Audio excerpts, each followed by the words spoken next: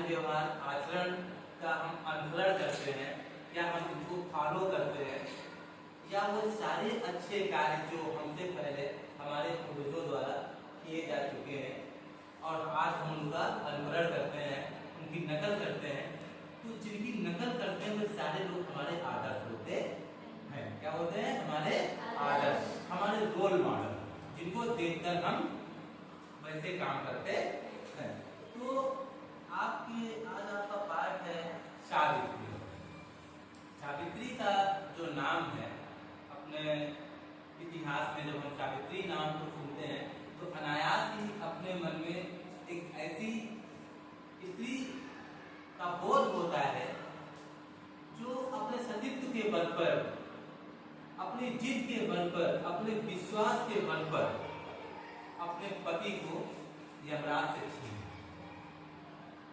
आज हम इस पाठ को पढ़ने चल रहे हैं। प्राचीन युग की बात है। प्राचीन युग से मतलब है कि पुराने समय की बात है। प्राचीन युग कितने हैं? 4। हाँ, त्रेता, द्वापर, सतयुग और कलयुग। अब प्राचीन युग, हमसे पहले जो युग बीत चुके हैं, ये उनकी बात है, उस युग की बात है। तो भारतवर्ष के मध्य प्रदेश में जो आजकल दक्षिण कश्मीर है, अश्वपति नाम के राजा राज करते। एक राजा थे, उनका नाम था अश्वपति। इनके कोई संतान ना थी। ज्यों-ज्यों उनकी उम्र बीतती जाती, राजा चिंतित होते जाते। ज्योतिषियों से इन्होंने अपनी जन्मकुंडली दिखाया तो ज्योतिषियों ने बताया कि आपके ग्रह बता रहे हैं कि आपके संतान होगी। राजा से क्या कहा कि आपके ग्रह नक्षत्र को बता रहे हैं कि आपके संतान होगी, इसलिए आप सावित्री देवी की पूजा किया करिए। राजा अश्वपति राज्य छोड़कर वन चले गए और 18 वर्षों तक उन्होंने तपस्या की, जिससे उन्हें कन्या की प्राप्ति हुई और उन्होंने उसका नाम सावित्री रखा। क्या रखा? सावित्री रखा। सावित्री अद्वितीय सुंदरी थी। अद्वितीय माने उसके जैसा कोई दूसरा और सुंदर ना हो। उसकी सुंदरता, उसके गुणों की प्रशंसा की चर्चा दूर दूर तक होने लगी। जो भी सावित्री बड़ी होने लगी, राजा अश्वपति को उनके विवाह की भी चिंता होने लगी। उसका रूप सुंदर और सुंदर और सुंदर होने लगा। अश्वपति चाहते थे कि उसी के अनुरूप, जैसे उनकी कन्या थी, उसके हिसाब से उसे कोई वर मिले, परंतु उसके मेल का कोई ना मिलता। सावित्री का चित्त बहलाने के लिए अश्वपति ने उसे तीर्थ यात्रा पर भेज दिया। कहाँ भेज दिया? हाँ, और उसे आज्ञा दी कि तुझे वर चुन लेने की स्वतंत्रता देता हूँ। और क्या कहा कि जाओ बेटा, तुम्हें मैं पूरी आजादी देता हूँ, तुम अपना पति स्वयं से चुन सकती हो। सावित्री का रथ जा रहा था कि उसे एक अद्भुत स्थान दिखाई दिया। एक बड़ा सुंदर स्थान सावित्री को दिखाई दिया, जहाँ अनेक वृक्ष थे, सुंदर हरियाली थी। वहाँ एक युवक घोड़े के बच्चे के साथ खेल रहा था। उसके सिर पर जटा बंधी थी। जटा मैंने उसने अपने बाल बांध रखे थे, छाल पहने हुए था, मुख पर खूब तेल था। सावित्री ने अपने मंत्री से कहा कि आज रात हम मेरी विश्राम करेंगे। रथ जब ठहरा, वह युवक परिचय पाने के लिए उनके पास आया। जब रथ रुका तो युवक उनके पास आया। उसे जब पता लगा कि वह राजकुमारी है, तो उसने बड़े सम्मान के साथ राजकुमारी का आदर सत्कार किया और अपने आश्रम ले आया। उसने यह बताया कि यह इस आश्रम में जो रहने वाले 2 लोग हैं वो मेरे माता पिता हैं और वो दृष्टिहीन है। दृष्टिहीन का मतलब उनको दिखाई नहीं पड़ता है या अंधे। ये बात किसने बताई? राजकुमार, श्रवण कुमार। यहाँ पे श्रवण कुमार का कोई रोल नहीं है। अभी तो उस राजकुमार ने बताया जो उस आश्रम में मिला, किसको? सावित्री। सावित्री ने कहा कि आज रात हम यहीं पर रुकेंगे। मेरे पास उसने कहा कि मेरे पिता किसी समय साल देश के राजा थे, वह इस समय यहाँ तपस्या कर रहे हैं और मेरा नाम सत्यवान है। मेरा क्या नाम है? सत्यवान है। दूसरे दिन सावित्री बिना तीर्थाटन गए अपने घर वापस लौट गई, बड़ी लज्जा और शालीनता के साथ। लज्जा माने शर्माते हुए, शालीनता माने बड़ी विनम्रता के साथ, बड़े कोमल भाव से उन्होंने सत्यवान से विवाह करने की अपने पिता से अनुमति मांगी। अश्वपति इससे बहुत प्रसन्न हुए कि सावित्री को उसके अनुरूप वर मिल गया है, किंतु बाद में पता चला कि सत्यवान की आयु बहुत कम है, वह 1 साल से अधिक जीवित नहीं रहेगा। इससे सावित्री के पिता को बहुत दुख हुआ। उन्होंने सावित्री को बहुत प्रकार से समझाया कि ऐसा विवाह करना जन्म भर के लिए दुखों को न्योता देना है, मोल खरीदना है दुखों को। तुम्हारा पति तुम्हारी शादी के 1 वर्ष बाद ही खत्म हो जाएगा।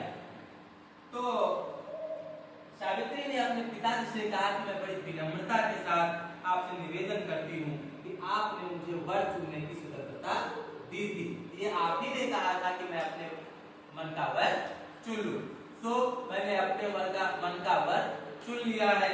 इसलिए अब मुझे उस आदर्श से पीछे हटना मंजूर नहीं है। अगर ऐसा हुआ तो युगों युगों तक हम अपने और परिवार के ऊपर कलंक लगा बैठे। ऐसा सावित्री ने अपने पिता अश्वपति से कहा। अश्वपति के पास कोई उत्तर नहीं था। मजबूर होकर अश्वपति ने विद्वानों को बुलाकर सावित्री का विवाह सत्यवान के साथ करा। आज सत्यवान के साथ सावित्री अपने घर से निकलकर कहां चली आई? उसके आश्रम में, जहां वो अपने नेत्रहीन माता पिता के साथ रहता है। अब सावित्री उन बुजुर्गों की सेवा करती है, उस वन में रह के, उस आश्रम में रह के उसके बूढ़े माँ बाप की सेवा करती है। और सत्यवान क्या करते हैं? अपना जंगल जाते हैं, लकड़ी लाते हैं। इस तरह से दोनों का काम चलने लगा। विवाह के पश्चात सावित्री वही आश्रम में रहने लगी। सावित्री दिन भर घर का काम काज करती थी। जब उसे अवकाश मिलता तो वह भगवान से बड़ी लगन के साथ प्रार्थना करती कि मेरे पति की आयु दीर्घायु हो जाए। जो जो समय निकट आता उसकी चिंता बढ़ने लगी। जब सत्यवान के जीवन के मात्र 3 दिन बचे, कितने दिन बचे? 3 दिन बचे। सावित्री ने भोजन करना छोड़ दिया। सावित्री ने खाना खाना छोड़ दिया। अब वह दिन रात प्रार्थना करने लगी। लोग भोजन करने के लिए समझाते, पर वह किसी न किसी बहाने से सबका अनुरोध टाल जाती। तीसरे दिन जब सत्यवान जंगल में लकड़ी काटने जा रहे, तब सावित्री ने सत्यवान से जिद किया कि आज मैं भी तुम्हारे साथ चलूंगी। और वह सत्यवान के साथ वन को चली गई। सत्यवान एक पेड़ पर लकड़ी काटने के लिए चढ़ गए। थोड़ी देर में उन्होंने बहुत सी लकड़ी काटकर गिरा दी। सावित्री ने कहा, अब लकड़ी बहुत हो गई है, उतर आइए। सत्यवान पेड़ से उतरे और कहा कि मुझे चक्कर आ रहा है। क्या बोले? मुझे चक्कर आ रहा है। सत्यवान धीरे धीरे बेहोश होने लगे और कुछ ही क्षण में उनके प्राण का फेरू उड़ गए। प्राण का फेरू माने उनकी जान निकल गई। यद्यपि सावित्री जानती थी, फिर भी जब उन्होंने अपने पति को निष्प्राण देखा तो वह विलाप करने लगी। इसी समय उन्हें ऐसा जान पड़ा, सावित्री को ऐसा जान पड़ा कि कोई भयानक किंतु तेज उड़ परछाई उसके सामने खड़ी है। तो डरावनी पर तेज बहुत है। उस परछाई में तेज बहुत है। उसे देखकर सावित्री डर गई। ना जाने कहां से उसने बोलने का साहस आया। उसने कहा, प्रभु आप कौन हैं? सावित्री क्या बोली? प्रभु आप कौन हैं? उस छाया ने कहा, मैं यमराज हूं। मैं यमराज हूँ। मुझे लोग धर्मराज भी कहते हैं। मैं तुम्हारे पति के प्राण लेने के लिए आया हूँ। तुम्हारे पति की आयु पूरी हो। ऐसा धर्मराज ने सावित्री से कहा। मैं उनके प्राण लेकर जा रहा हूँ। इतना कहकर यमराज सत्यवान के प्राण लेकर चलने लगे। सत्यवान का शरीर धरती पर पड़ा रहा। सावित्री भी यमराज के पीछे पीछे चलने लगी। थोड़ी देर बाद यमराज ने पीछे मुड़कर देखा तो सावित्री आ रही थी। यमराज ने सावित्री से कहा, तुम कहां चली आ रही हो? क्या कहा?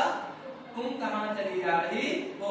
जिसकी आयु शेष है वह मेरे साथ नहीं आ सकता, लौट जाओ। इतना कहकर यमराज आगे बढ़े। कुछ देर बाद जब उन्होंने फिर पीछे मुड़कर देखा तो क्या देखा कि फिर से सावित्री उनके पीछे पीछे चली आ रही है। यमराज ने कहा तुम क्यों मेरे पीछे आ रही हो? सावित्री बोली महाराज मैं अपने पति को कैसे छोड़ सकती हूँ? जब मेरा पति आपके साथ जा रहा है तो मैं भी अपने पति के पीछे आपके पीछे आ रही हूँ। यमराज ने कहा यह ईश्वर का नियम है, यह टल नहीं सकता। तुम चाहो तो इसके बदले में मुझसे कोई वरदान मांग लो। सत्यवान का जीवन छोड़कर और जो मांगना चाहो मांग लो और चली जाओ। सावित्री ने बहुत सोच कर कहा मेरे और सास ससुर, क्या कहा? मेरे सास और ससुर देखने लगे। उसने वरदान मांगा कि मेरे सास और ससुर को दिखाई पड़ने लगे।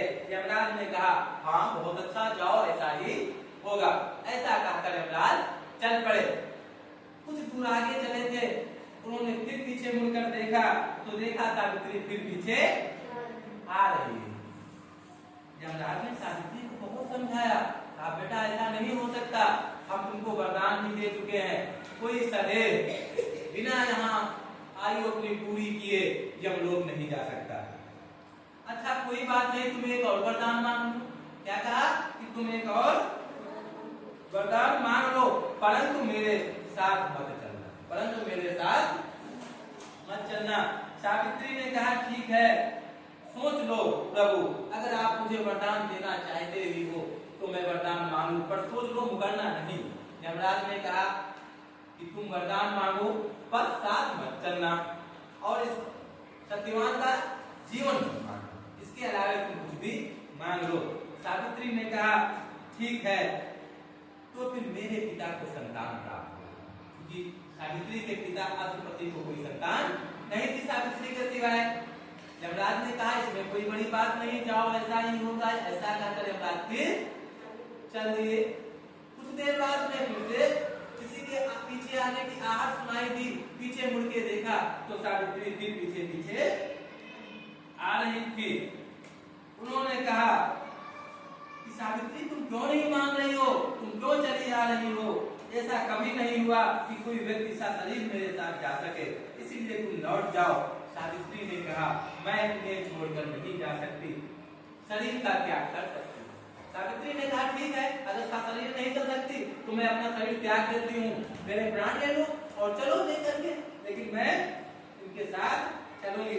यमराज चकराए, यह कैसी स्त्री है, इतनी दृढ़, कोई बात मानती ही नहीं, सारी अपनी बात मुझसे मनवा रही, पता नहीं क्या करना चाहती है। उन्होंने कहा यमराज गुस्सा भी आई, चकरा गए, परेशान हो गए, मुझे पता नहीं क्या चाहती है। जल्दी में बोले कि चलो तुम एक और वरदान मांगो, पर अब चली जाना, पर अब चली जाना, देखो अब मुकरना नहीं। सावित्री ने कहा ठीक है महाराज, अगर आप मुझे वरदान देना ही चाहते हो तो मेरा एक कहना मान लो और मुझे क्या वरदान दे दो। उन्होंने कहा बताओ। उसने कहा कि प्रभु मुझे संतान की प्राप्ति हो जाए, मैं माँ बन जाऊं। क्या बोली?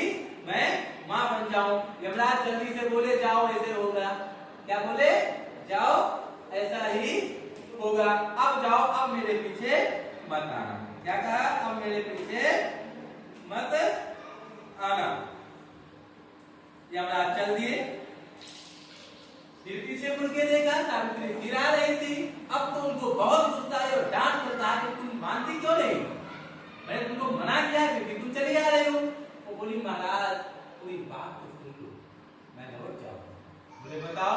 कि महाराज आपने मुझे माँ बनने का वरदान दिया, आपने कहा है कि मैं पुत्रवती हो जाऊं, मुझे पुत्र की प्राप्ति हो जाए, पर यार मेरे पति को तो आप साथ लेके जा रहे हो, फिर यह कैसे संभव है, मैं कैसे माँ बन पाऊंगी। यमराज चकरा गए, यमराज चकरा गए। यमराज को ध्यान आया, ओहो मैंने तो इसे वरदान भी दे दिया, उसके पति को भी लेकर जा रहा हूँ। उन्होंने सत्यवान के प्राण छोड़ दिए और सावित्री की दृढ़ता, उसकी हिम्मत, उसके धर्म की प्रशंसा करते हुए चले गए। इधर सावित्री उसी पेड़ के पास पहुंची जहां सत्यवान का शरीर पड़ा था। सावित्री सावित्री ने अपनी दृढ़ता तथा तपस्या के बल से असंभव बात भी संभव बना दिया। तप और दृढ़ता में उतना बल होता है कि उसके आगे देवताओं को भी झुकना होता है।